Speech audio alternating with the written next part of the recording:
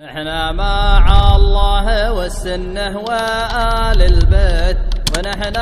أنصار للمهدي بآمن. بسم الله الرحمن الرحیم نحمده ونصلي على رسوله الكريم. ټول تعریفون دا غزاد د پاره دي چې ټول مخلوقات د خپل عبادت د پاره پیدا کړي او ټول مخلوقات دې د وجنه خپل نعمتونو صادر کې رنغښتې دي چې دې زما شکر ادا کړي او نبی کریم صلی الله علیه وسلم باندې درود و سلام دغه په ملګرو باندې اصحاب باندې او دغه په خاندان باندې چې هغې د نبی کریم صلی الله علیه وسلم مکمل پیروي کړې ده او د هغې په نقش قدم باندې دي تللي دي د هغې په منهج او د هغې په طریقه باندې دي سفر کړو دي تللي دي او د الله جل جلاله په لار کې داسې جهاد کړی څنګه چې د جهاد کولو حق و. د حمد و ثنا نه پس حذیفه رضی الله عنه روایت دی چې نبی کریم صلی الله علیه وسلم وفرمایل په امت کې ظالمان او جابر باچاهانو باندې ډېر افسوس دی چې دی په کمو طریقو سره د نیکان خلک باندې ظلم کوي او هغې یری او هغې قتل کوي. دی نه صرف هغه خلک بچ دي چې کوم د دې خبره مني خو مګر چې کوم متقیان دي او سم کلک مسلمانان دي هغې صرف دې سره زباني جمع خرج کوي ځان ته په دې باندې یو قسم له خلاصوي حالانکې د دې زړه د دې نه ډېر لرې تښتي او چې کله الله جل جلاله دوباره اسلام مضبوط کی او اسلام غالب کی نو هر جابر او ظالم به ختم کی ځکه چې الله جل جلاله د فساد نه بعد او د امت د بګاړ نه بعد دوباره د امت د اسلام باندې هم قادر دی. بیا فرمایل ای حذیفه د دنیا په ختمېدو کې یو ورځ هم باقي پاتې شي نو الله جل جلاله به د یو ورځ دومره اوږده کړي او غټه به کړي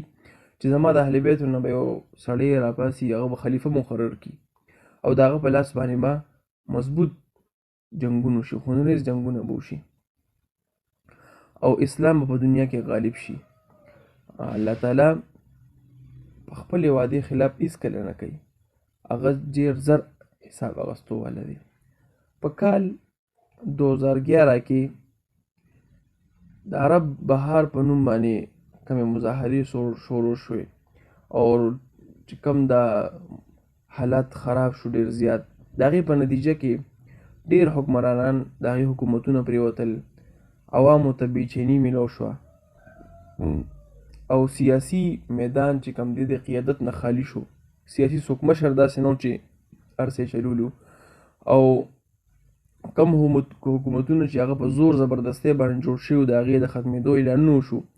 او ظالم او جابر چې کم حکمرانانو مشرانو د هغې د ختمېدو یو جلک هم وشو خلکو ولیدل چې هغه خلک هم ختمېدل. بیا په خپل منځ کې چې کوم جنګونه شروع شو ډېر سخت جنګونه خونریز جنګونه او فضول او عبث جنګونه او طاغوتي قوتونو یو دویمه مرحلې ته انتقال وکړو هغه دا د دکې د وجې نه چې بیا لارې هم بندې شوې کاروبارونه هم بند شو تجارتونه هم بند شو دا بندېدل شروع شو خو لیکن د الله جل جلاله په دې کې مقصود د امام مهدي قیادت چې کوم به د نبوي په طرز باندې او خلافت راشده علی منهاج النبوه څنګه نبی علیه الصلاة والسلام حکومت کړی هغه طرز باندې هغه خلافت قیام دپاره الله جل شانه لارې برابرولې او د الله جل شانه وعده نږدې ده او دا د الله وعده ده او الله جل شانه د خپلې وعدې کله هم خلاف ورزي نه کوي هغه ډېر زر حساب اخیستلو والا دی. د امام مهدي علیه الرضوان تذکره په قرآن مجید کې د الله تعالی د غیر شاد ومن اظلم ممن منع مساجد الله یذکر فیها اسمه وسعى في خرابها اولئک ما كان لهم ان يدخلوها الا خائفین لهم في الدنيا خزي ولهم في الاخره عذاب عظیم. په دغه آیات کریمه کې علامه ابن جریر طبري رحمت الله علیه فرمایي چې په دې کې لهم في الدنيا خزي ولهم في الاخره عذاب عظیم نه مراد د امام مهدي زمانه ده چې کله د هغې حکومت قایم شي او قسطنطنیه فتح شي او یهود دی په جیلونو کې واچولی شي نو دغه به د کفر د ذلت انتهاوي.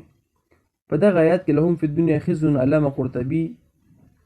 د امام قتاده او امام سدین نقل کوي چې په دنیا کې به ذلت هغه وي چې کله امام مهدي حکومت قایم شي او هغه عموریه، رومیه او قسطنطنیه فتح کړي. علامه شوکاني رحمت الله علیه لیکلی دي چې دنیا کې یهود ذلت نه مراد د قسطنطنیه فتح ده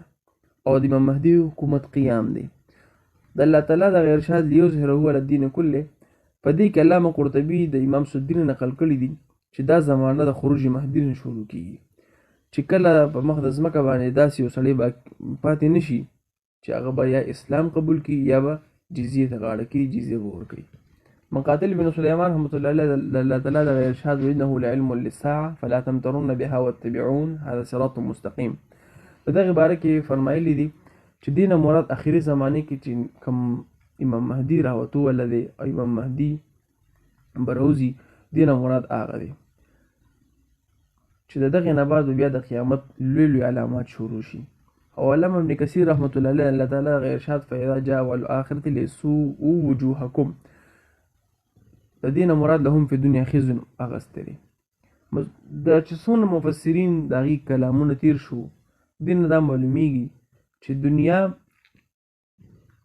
په دې کې چې دا کوم عالم کفر دی دغه مکمل رسوایی او ذلت او دغه مختورن وهالوي چې کله د امام مهدي ظهور شي، لکه څنګه چې امام سدی، امام اکرمه او وائل بن داود رحمت الله علیه منقول دي. وصلى الله تعالى على خير خلقه محمد وآله وأصحابه أجمعين.